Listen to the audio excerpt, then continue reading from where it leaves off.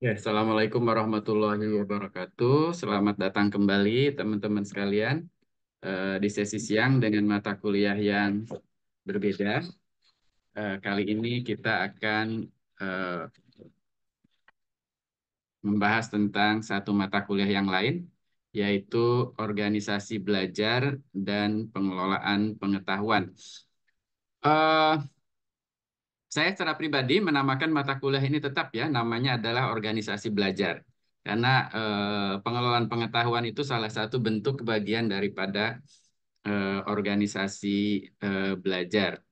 Oke, teman-teman sekalian, apa yang akan kita lakukan selama satu semester ini mirip dengan mata kuliah yang sebelumnya, karena saya selalu menggunakan apa namanya case-based teaching method dan juga project-based learning. Jadi kalau mata kuliah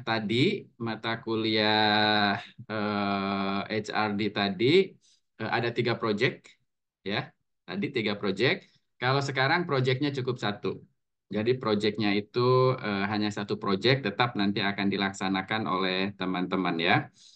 Eh, oleh karena itu, saya nanti cek apakah LMS-nya sudah ada apa belum. Nanti saya minta. Tapi kalau tidak ada, nanti saya buat sendiri sekarang ini ya, teman-teman sekalian. Supaya tidak ngikuti yang lama, mungkin ada materi-materi yang baru atau apa. Jadi kayaknya mendingan ngikutin LMS yang akan nanti saya buat ya, teman-teman sekalian. Walaupun sebagian besar LMS itu hanya sebagai wahana untuk mengumpulkan tugas ya, dan pekerjaan yang akan kalian lakukan. Eh, Begini teman-teman sekalian, tetap perkuliahan kita ya nanti kita tetap akan seperti ini, tetap ya, kita tidak ada tatap muka, tidak ada kemungkinan besar ya, tidak ada, kita tetap pakai apa nama sinkronius dan juga LMS ya, sama seperti yang mata kuliah tadi. eh, di sini terus sampai berapa kali pertemuan kita ini akan menggunakan LMS 24/7 ya. Di sini ada sama ya teman-teman sekalian, ada dua ya, ada individual assignment ya, dan juga ada tim project. Nah, berbeda dengan mata kuliah sebelumnya, ini projectnya katakanlah ini pertemuan katakanlah ini ke-8 ya. Project akan kita laksanakan mulai minggu ke-8. Project akan kita laksanakan mulai minggu ke-8 ya. Nah, apa yang akan kita pelajari teman-teman sekalian? Kita akan bicara tentang organisasi belajar. Nah, sebelum saya bicara tentang apa yang kita pelajari, adakah teman-teman yang akan sharing sekilas saja, ya, mungkin Lestari, mungkin Fanta, mungkin Ratri, mungkin siapa lagi, mungkin Nadia, mungkin Rifda, mungkin siapa, silahkan sampaikan saja apa yang dimaksud dengan organisasi belajar menurut Anda sekarang ini, coba. Saya ingin mungkin ada dua atau tiga lah, silahkan. Kita tunggu.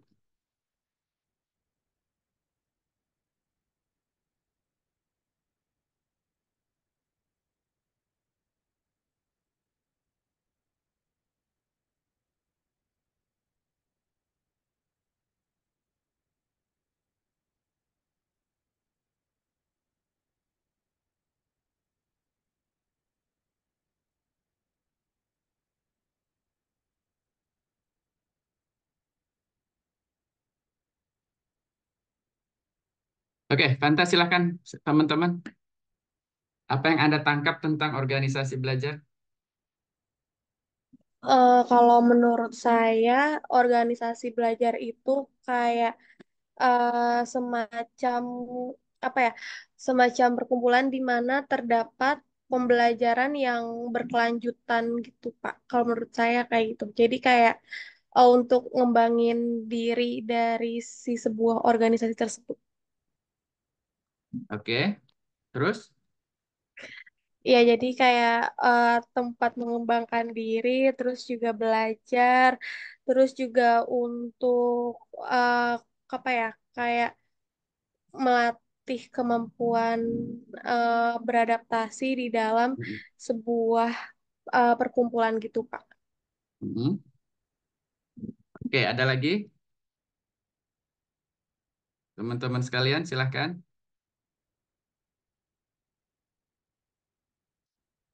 Ada lagi yang lain?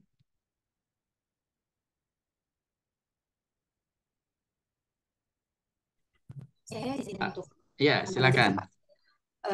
Jadi kan organisasi belajar itu ada di mana eh, suatu organisasi di mana individu-individu itu gabung dalam suatu organisasi untuk belajar secara berkelanjutan atau kontinu dengan kapasitas masing-masing, tapi di dalam organisasi itu mereka belajar untuk sama-sama meningkatkan value gitu, value-nya, meningkatkan skill kemampuannya di dalam suatu organisasi itu, gitu sih Pak.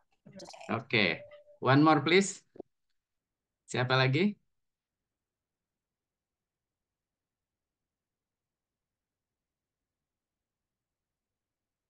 Oke, Ripda silakan.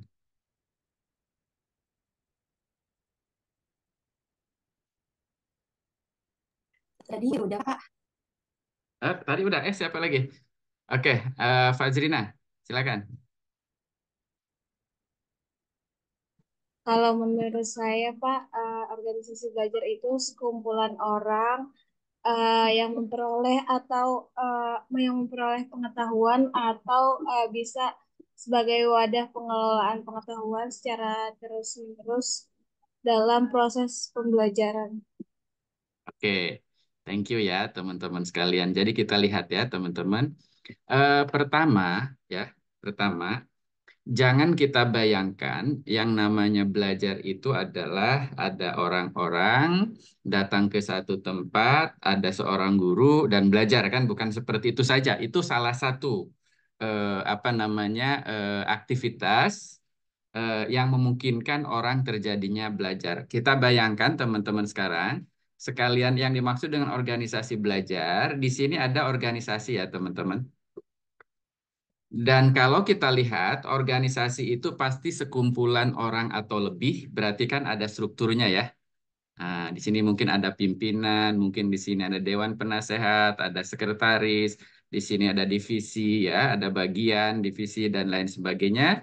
Di sini ada sub-sub divisi dan lain sebagainya, begitu kira-kira dan ini ada banyak teman-teman sekalian. Nah, sekumpulan organisasi ini tentu saja dia memiliki satu goal ya, ada atau satu tujuan yang ingin dicapai. Nah, gimana caranya agar satu organisasi ini ya mencapai tujuan yang ingin dicapai? Itu di satu sisi.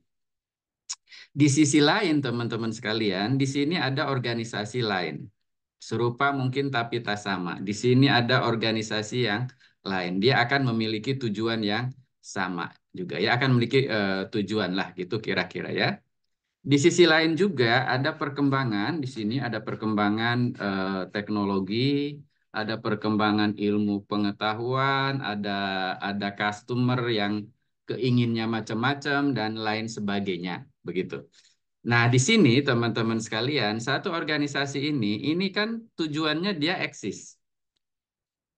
Eksis, bahasa lainnya itu adalah survive, ya survive di tengah-tengah perubahan macam-macam nih di luar organisasi ini terjadi perubahan ya maka maka dia harus melakukan satu apa istilahnya saya tulis dengan huruf C apa tuh kira-kira dia harus melakukan perubahan dia harus beradaptasi secara terus menerus. Ya, cara berubah terus-menerus dan lain sebagainya. Nah, gimana caranya, teman-teman sekalian? Maka, maka di sini ya saya hapus yang ini, teman-teman sekalian saya hapus ya. Nah, di sini ada orang di divisi ini katakanlah ada orang, ada orang, ada orang, ada orang, ada orang. Ya kan? Misalnya di divisi yang lebih kecil mungkin ada lagi bagian yang berbeda gitu ada orang, ada orang. Di sini ada orang, ada orang, ada orang, ada orang, ada orang, ada orang. Tapi ini semuanya saling berkaitan ya. Nah, ini dengan pimpinan dan lain sebagainya. Ini berkaitan dengan ini, berkaitan dengan ini. ini berkaitan dengan ini, dan lain sebagainya. Maka ini sebagai satu sistem. Nah, unsur-unsur di dalamnya, yang dimaksud dengan sistem itu, unsur-unsur di dalamnya, ya, sistem ya teman-teman, unsur-unsur di dalamnya memiliki peran yang berbeda, ya, peran berbeda, fungsi yang berbeda, tapi ya dia memiliki tujuan yang sama ya untuk mencapai tujuan yang sama. Ini adalah satu sistem di satu sisi. Nah, di luar sana ini banyak tantangan. Oleh karena itu, dia harus adapt ya. Untuk bisa adapt, dia harus berubah. Berubah terus menerus. Siapa yang berubah? Orangnya ya, individu. Siapa yang adaptasi? Individu. Individu di sini akan beradaptasi, berubah, adaptasi, maka ini akan berubah. Ini berubah, maka akan berpengaruh terhadap kekuatan daripada satu organisasi. Maka disitulah teman-teman sekalian yang dimaksud dengan organisasi belajar adalah organisasi yang senantiasa ya, orang-orang di dalamnya terus melakukan perbaikan, perbaikan, perbaikan ya untuk mencapai satu tujuan daripada organisasi tersebut sehingga organisasi tersebut survive.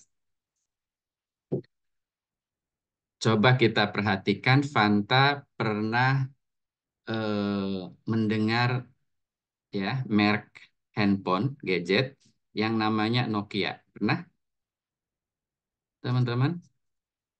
Kenapa? Pernah punya? Pernah SD. Fauzan pernah punya BlackBerry?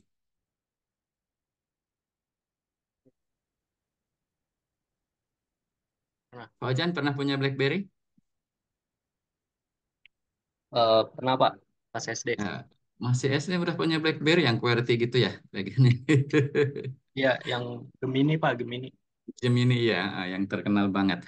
Oke, Azril pernah punya pager? Nggak pernah, Pak. Dengar, dengar aja belum pernah ya pager ya. Iya. Oke, sekarang ada yang pernah punya iPhone, iPhone, Apple, Mac, Macintosh. Di kelas ini nggak ada yang punya Mac? Akmal. Oh, Akmal keren. Oke, yang lain pakai apa? Samsung atau apa lagi ya? iOS-nya apa? Operating sistemnya pakai Android ya? Semua ada yang pakai Android kebanyakan di sini? Oke, coba kita tanya Azril ya. Kita tanya Azril. Kenapa ya? Kenapa Android bertahan sampai sekarang? Ya, sebelumnya nggak ada apa-apanya loh ya, Azril. Sebelumnya nggak ada apa-apanya. Ketika Hmm. zaman Nokia ya pakai OS-nya apa ya? Operating sistemnya Symbian kalau nggak salah. Ya, masih ada. Gitu kira-kira. Kenapa kira-kira? Menurut saya Android masih bertahan sampai sekarang karena Android ini terus update, Pak, dari pembaruan seperti misalnya chipset kan. Mm-mm. Banyak seperti chipset yang sekarang tuh udah bagus. Terus Mm. Android juga kamera juga di-upgrade juga, Pak. Mm. Kayak iPhone lah, ibarat kan iPhone Mm-mm. kameranya bagus ya, Pak. Mm. Android itu mengikuti gitu, Pak. Bisa di atasnya, Oke. bisa stabil gitu. Menurut saya gitu, Oke. Pak. Oke, coba Fanta. Kenapa kenapa Symbian jatuh ya? Yang dulu katanya punya punya Nokia tuh. Karena kalau menurut saya kayak ada kurang kebaharuan sama ininya kurang Pak. Uh, brandingnya kayak di sosial medianya tuh kurang. Hmm. Jadinya jatuh. Oke, sekarang eh kalau dari sisi harga dan lain sebagainya kan mahal tuh yang namanya Apple, gitu. Kenapa kira-kira Apple bertahan? Padahal BlackBerry dulu keren juga dan BlackBerry jatuh. Ayo Amel. Kalau Apple ya Pak, kameranya Pak, eh, Hmm? kameranya beda banget Hmm? sih Pak sama Android Hmm? kebanyakan. Tapi sama mungkin dia punya aplikasi-aplikasi pendukung yang bikin penggunanya tuh udah nyaman, Pak. Jadi maka itu terus-menerus secara berkelanjutan gitu. Iya, iya. Jadi teman-teman sekalian, ini ada beberapa aspek tertentu yang dia dia eh, eh, dia apa ya istilahnya diperhatikan dan itu memberikan keuntungan ya. Misal ya teman-teman sekalian, Android itu dia open. Ya, artinya ketika dia pilih open ya. Dia pilih open, ketika open banyak orang mengembangkan dari berbagai aspek, kemudian dipakai untuk berbagai merek. Artinya dia bekerja sama dengan berbagai merek ya. Ada hampir semua gadget sekarang pakai Android. Samsung pakai Android enggak? Pakai ya. Kemudian Oppo pakai Android. Ya, kebanyakan handphone pakai Android. Oke, di satu sisi. Di sisi lain coba kita lihat BlackBerry dulu eksklusif. Iya kan? Sama halnya dengan iPhone yang sekarang eksklusif. Tapi beda, mempertahankan eksklusivitasnya, malah mereka jatuh dibandingkan dengan iPhone sekarang, dia mempertahankan eksklusifnya. Ya, coba Givari perhatikan, itu ada orang beli Apple, sorry ya, Mac, ya, laptopnya Mac loh, Givari, iya kan? Coba dia pakai operating sistemnya iOS, punyanya iPhone. Bener ya? Operating system tetap pakai iOS. Coba Anda perhatikan kenapa dia pakai Office-nya itu Windows. Coba. Mungkin kalau dari iOS sendiri itu nggak ada sih Pak, apa namanya, software yang mendukung dari segi keuntungan mungkin di Microsoft Windows-nya itu ada keuntungan yang nggak bisa didapetin di iOS-nya itu Pak. Betul. Padahal Mac sendiri punya Office loh ya. Iya kan? Mac sendiri punya Office gitu ya. Jadi untuk Microsoft kayak PowerPoint-nya Mac juga punya, ya kan? Kemudian Excel Mac juga punya. Microsoft Word Mac juga punya. Tapi kenapa orang-orang beli Mac tapi Office-nya pakai Microsoft? Ya nggak sekalian aja beli yang lain. Kan harus belanja dan lain sebagainya ya. Nah ini sesuatu hal yang sangat luar biasa teman-teman sekalian. Makanya satu organisasi itu harus melihat teman-teman sekalian perubahan dalam lingkungan itu yang memungkinkan produknya itu tetap survive. Bukan hanya produk loh ya, jasa juga loh. Itu ya kalau kita berangkat di produk, ada juga berangkat di jasa yang memungkinkan survive teman-teman sekalian. Begitu. Nah, coba Anda bayangkan eh, Menteri Perhubungan dulu siapa ya? Yang memperbaharui kereta. Yonan ya? Iya kan? Yonan ya? Iya, Oke. Iya, betul. Pak. Coba Anda bandingkan betapa saya nggak enaknya kalau naik kereta zaman dulu. Dan sekarang orang senang naik kereta zaman sekarang. Iya kan? Nah itu namanya organisasi belajar teman-teman sekalian. Yang memungkinkan organisasi itu tetap survive. Ya, survive itu berarti kan nyampe tujuannya ya. Artinya ketika ada satu value edit yang dia pegang itu, oh kayaknya customer pengennya begini nih, maka dia pergi perbaiki dari sisi customer expectation, ya harapan customernya gitu ya. Jadi dia ngikutin customer expectation ya. Misalnya produk-produk handphone misalnya customer expectation-nya sekarang ini adalah narsis ya. Narsis loh ya.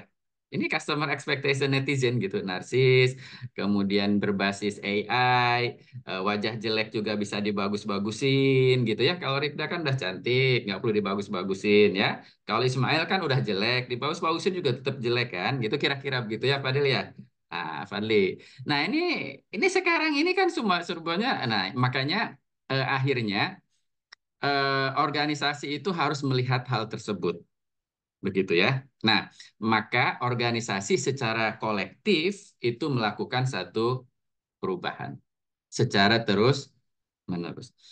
Nah, untuk mata kuliah ini teman-teman sekalian, saya juga punya misinya supaya untuk teman-teman itu anggap teman-teman itu secara pribadi, secara individu itu organisasi. Secara individu ya. Dan Anda ingin survive, maka Anda harus melakukan perubahan terus menerus, teman-teman sekalian. Nah, ini penting. Ya, yang dimaksud dengan perubahan terus-menerus tantangannya itu adalah kita harus berani keluar dari zona nyaman. Ya, contoh ya, saya contohkan Fadli aja ya. Kita bully Fadli nih kira-kira ya. Fadli. Fadli, jangan pakai itu deh backgroundnya Fadli, lu kayak kriminal lah. Eh, Itu backgroundnya itu kayak mau ditangkap polisi ya. Tapi nggak apa-apa. Nah, itu nggak apa-apa. Keren, keren, keren, keren ya. Oke. Gini ya ceritanya ya teman-teman sekalian ya. Ini contoh ya, contoh saja teman-teman sekalian.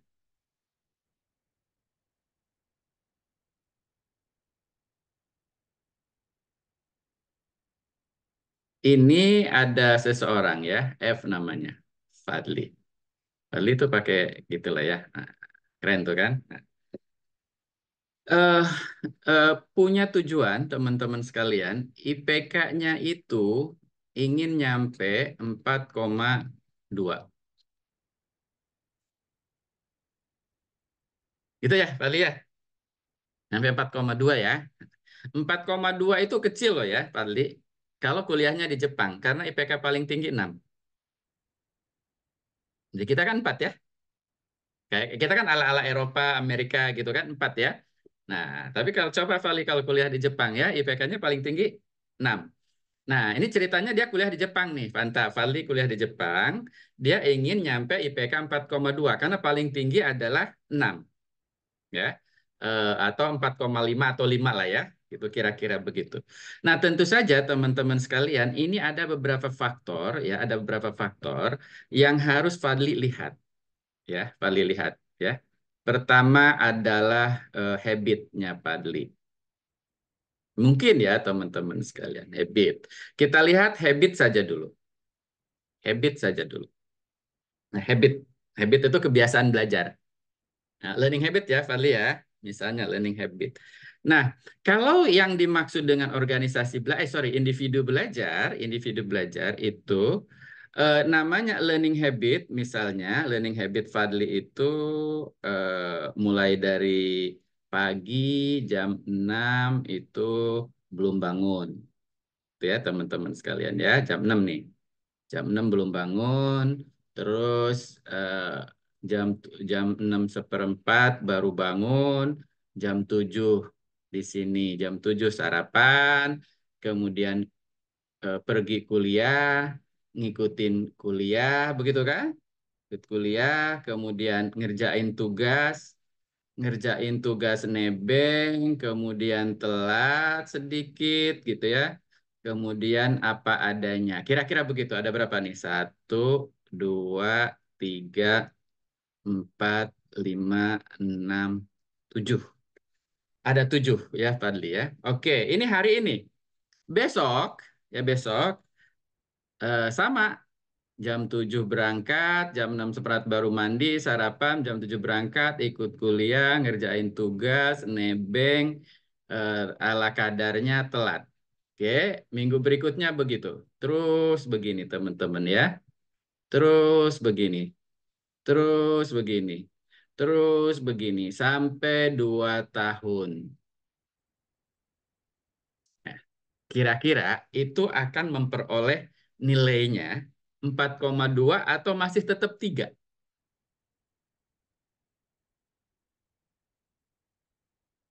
Fadli, kira-kira nih, Fadli, kalian kuliah di Jepang nih ceritanya nih. Jadi 2, Pak. Ini konkret ya. Ini nyata dan terjadi dalam hidup Anda sekarang ini ya. Oh, maksud saya bukan hanya IPK ya. Misalnya saya ingin beli motor.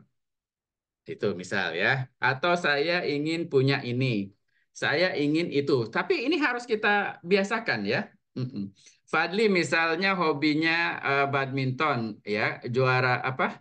Kompetisi 17-an antar RT kemarin tetap aja rankingnya kalah kan itu. Artinya itu kan harus ada sesuatu yang ditingkatkan teman-teman sekalian. Oke.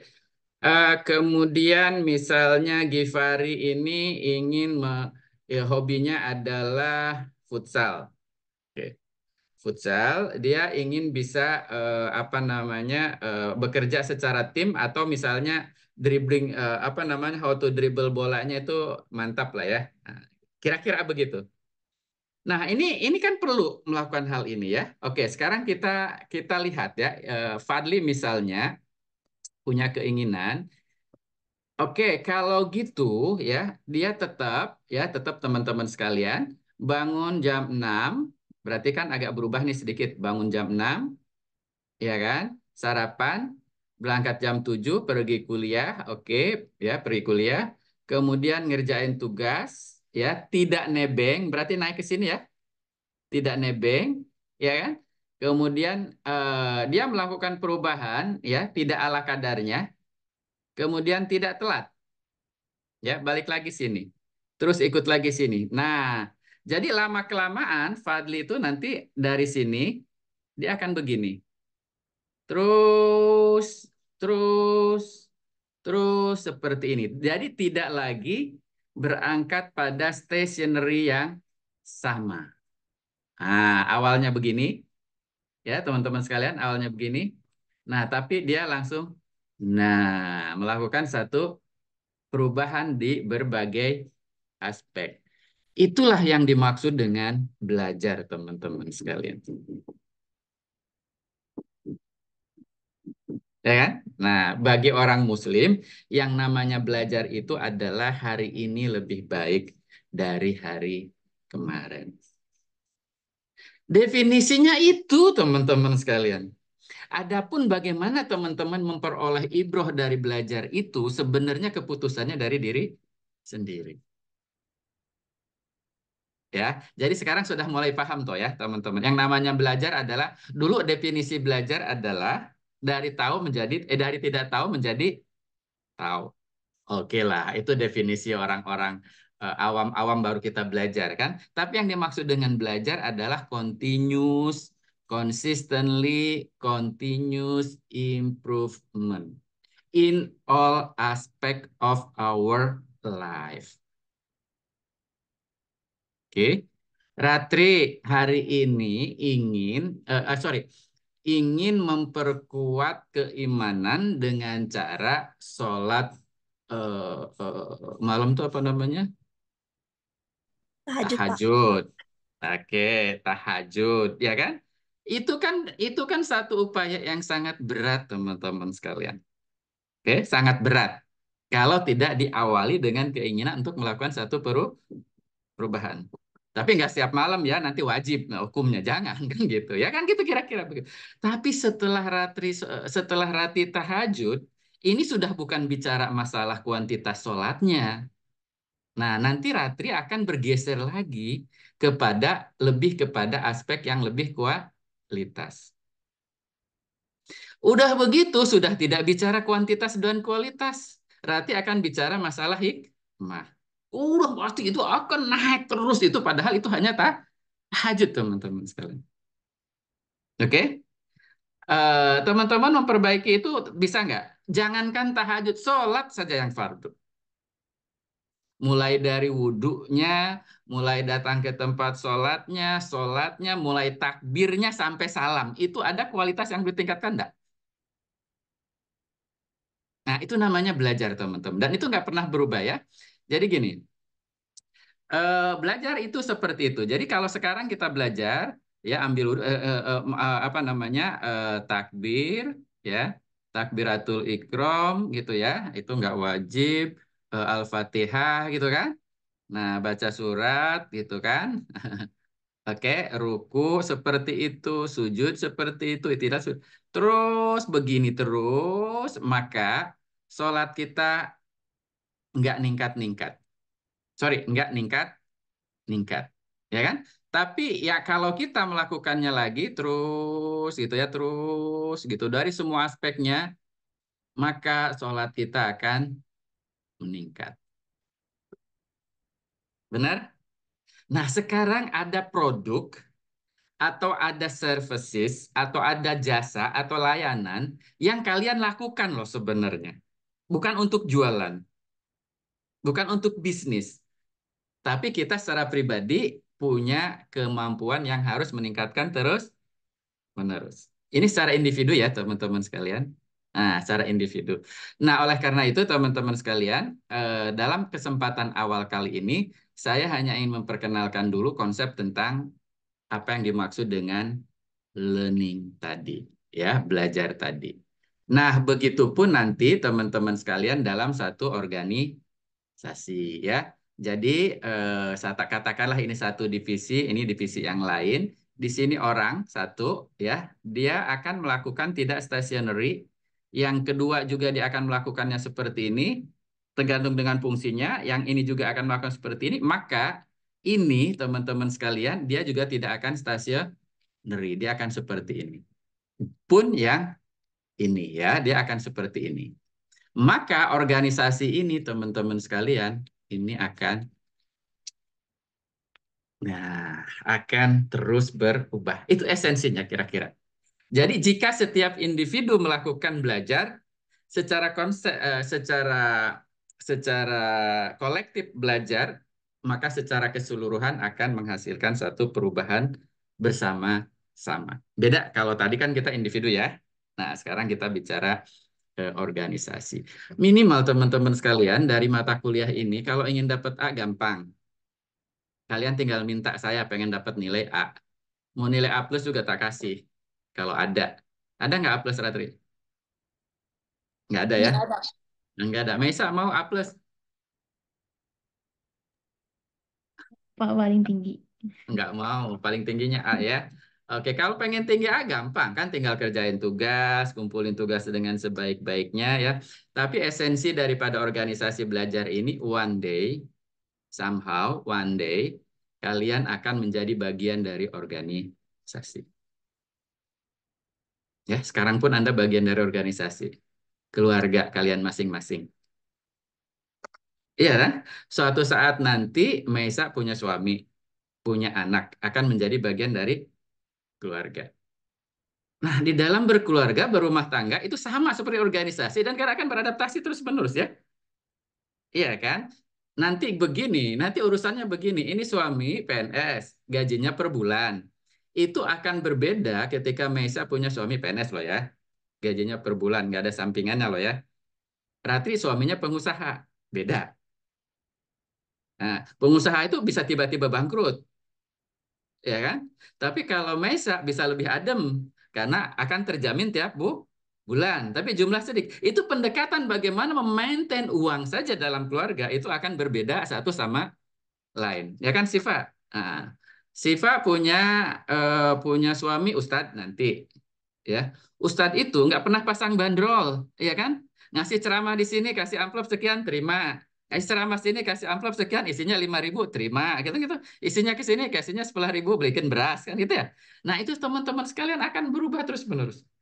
Ya, itu bagaimana kita melakukan perubahan dalam satu organisasi. Belum nanti bagian dari organisasi dalam arti Fanta kerja di perusahaan X, Ismail Fadli bekerja di perusahaan Y, Gipari bekerja di perusahaan Z. Masing-masing nanti punya peran dan kita akan meningkatkan peran kita masing-masing.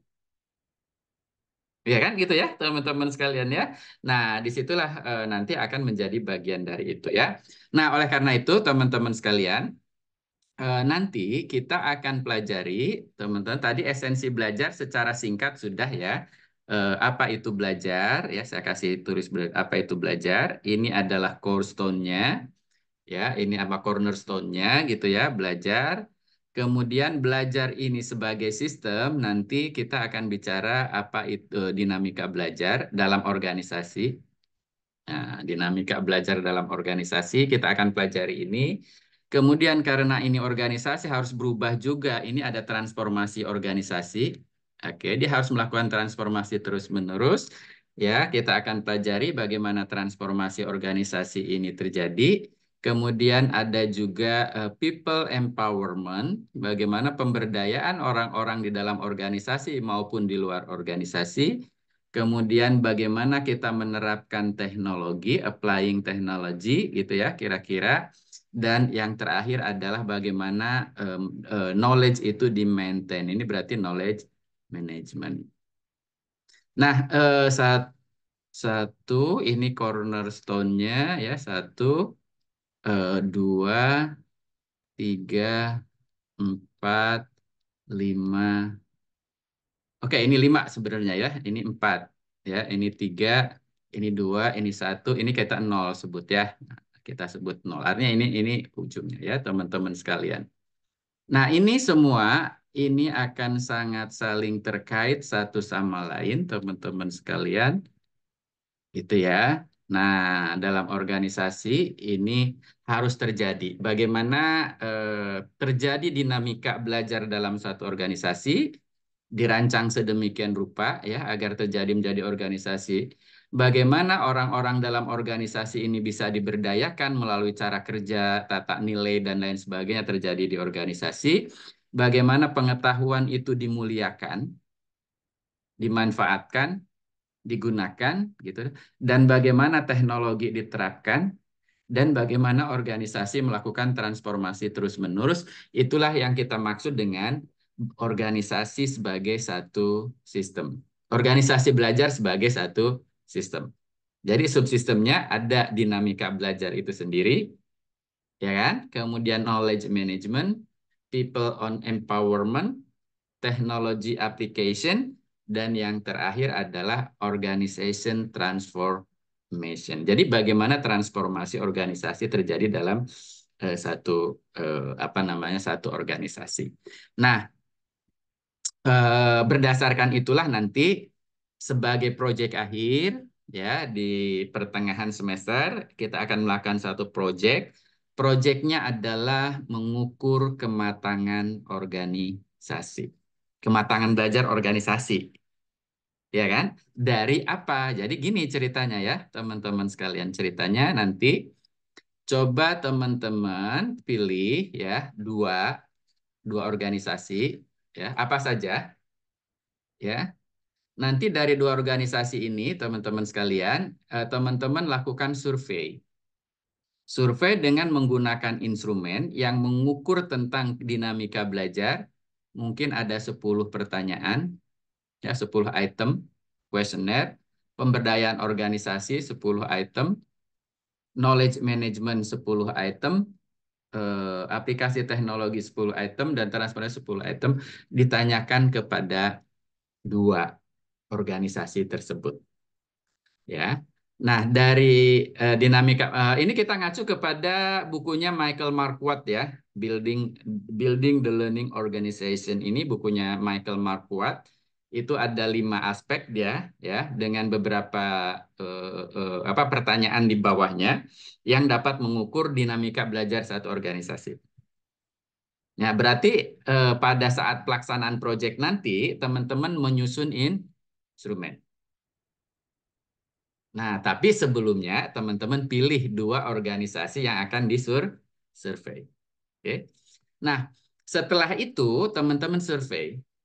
Artinya kuesioner itu diisi oleh anggota dari organisasi itu.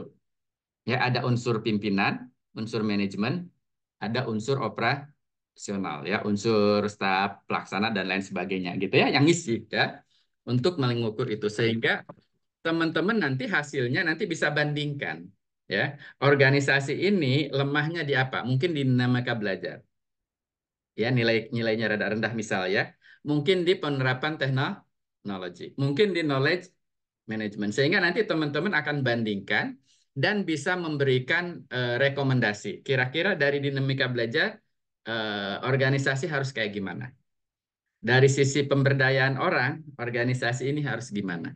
Dari sisi transformasi organisasi, mulai dari visi, misi, nilai, kemudian apa yang harus dianut dan lain sebagainya, itu bagaimana? Nah, ini challenge untuk kawan-kawan ya.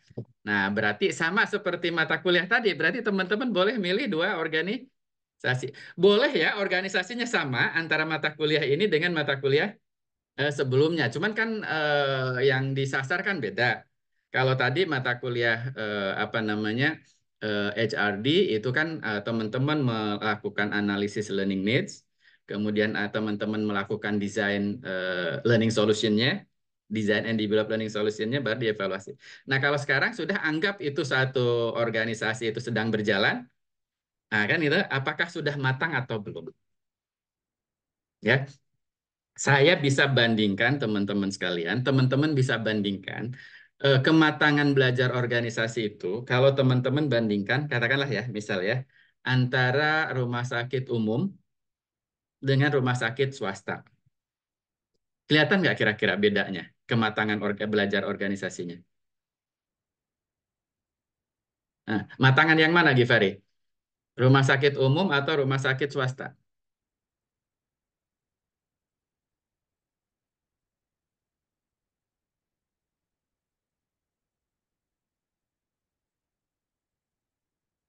Ayo, Fadli, matangan yang mana kira-kira?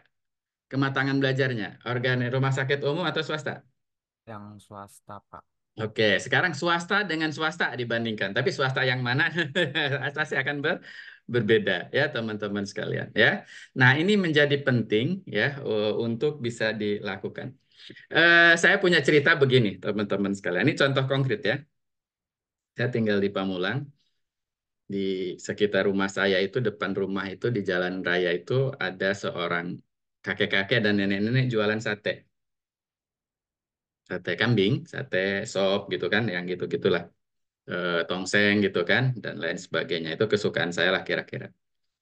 Kok sepi banget kan, nggak ada yang ini dan lain sebagainya. Kemudian saya tanya, kakek punya cucu, punya kelas berapa?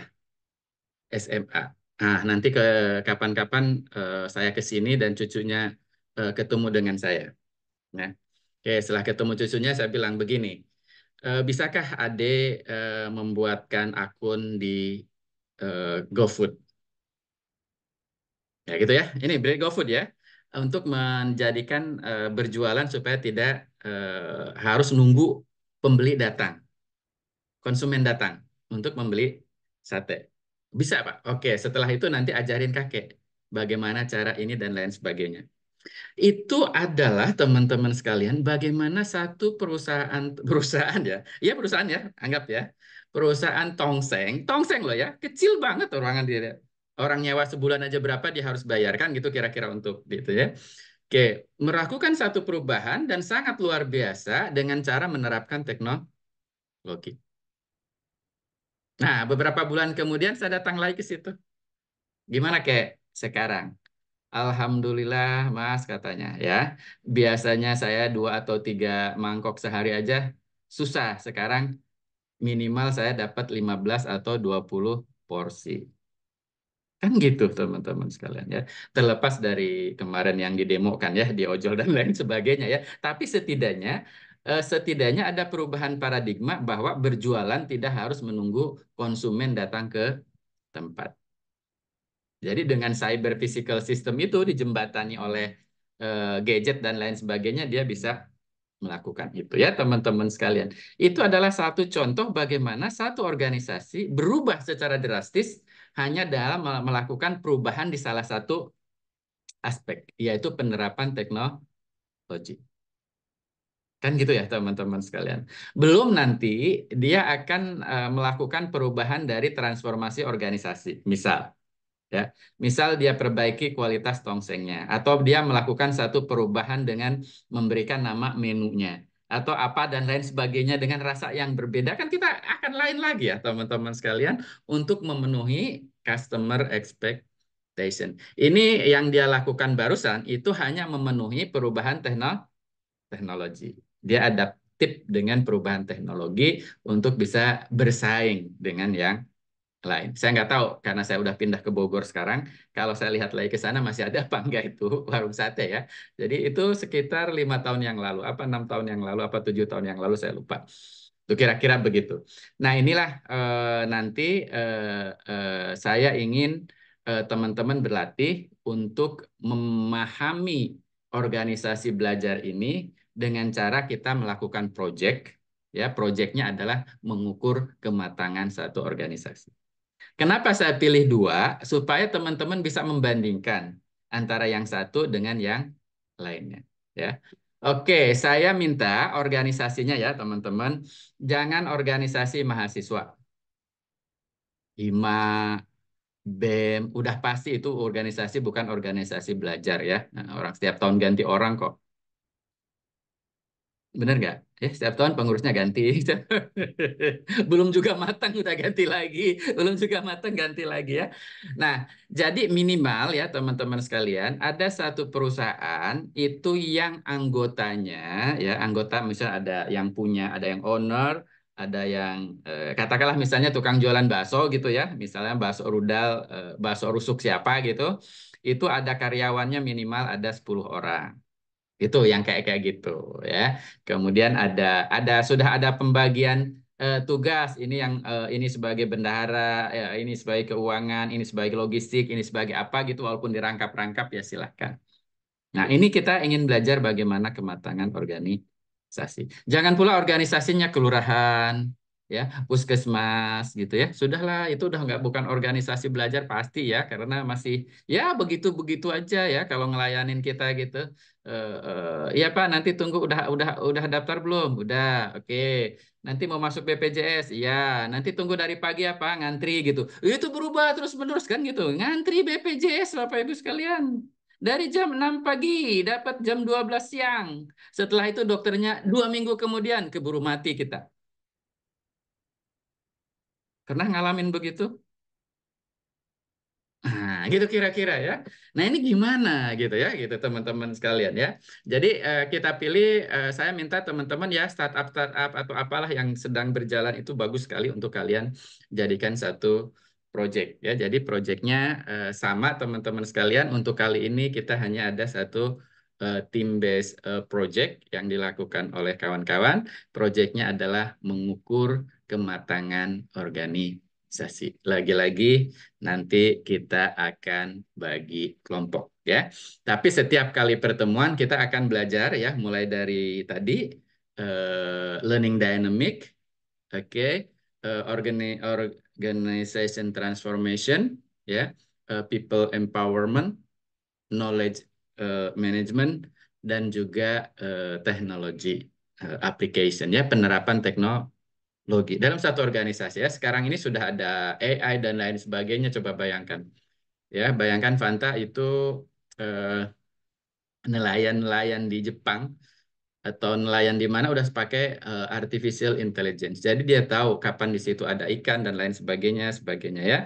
Kemudian orang bercocok tanam sekarang ini bagaimana air, pupuknya berapa dan lain sebagainya udah diatur oleh artificial intelligence.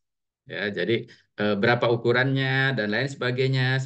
Ya masa kayak gitu. Nanti siapa tahu nanti Fadli mau mau usaha kambing nih supaya nanti bisa di Idul Adha ke depan itu memiliki kambing yang berkualitas yang baik. Coba AI itu bisa diterapin, Fadli. Nah, gitu kira-kira ya, yang nggak ngerti. Kita bisa bisa melakukan inovasi yang sangat luar biasa. Itulah semoga ya mata kuliah ini memberikan apa ya wacana lah untuk teman-teman ya, bukan hanya sekedar kita kuliah tentang organisasi belajar. Itu mah gampang ya, organisasi belajar. Kalian pasti dapat A lah kalau tugasnya dikerjakan dengan baik. Ya. Oke, ada pertanyaan kawan-kawan sekalian?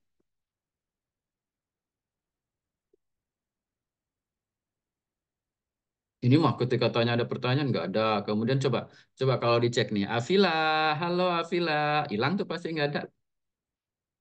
Hello, Iya, Bapak Hadi. ada. Oh, aku lagi seujon nih. Coba Muhammad Akmal. Ah,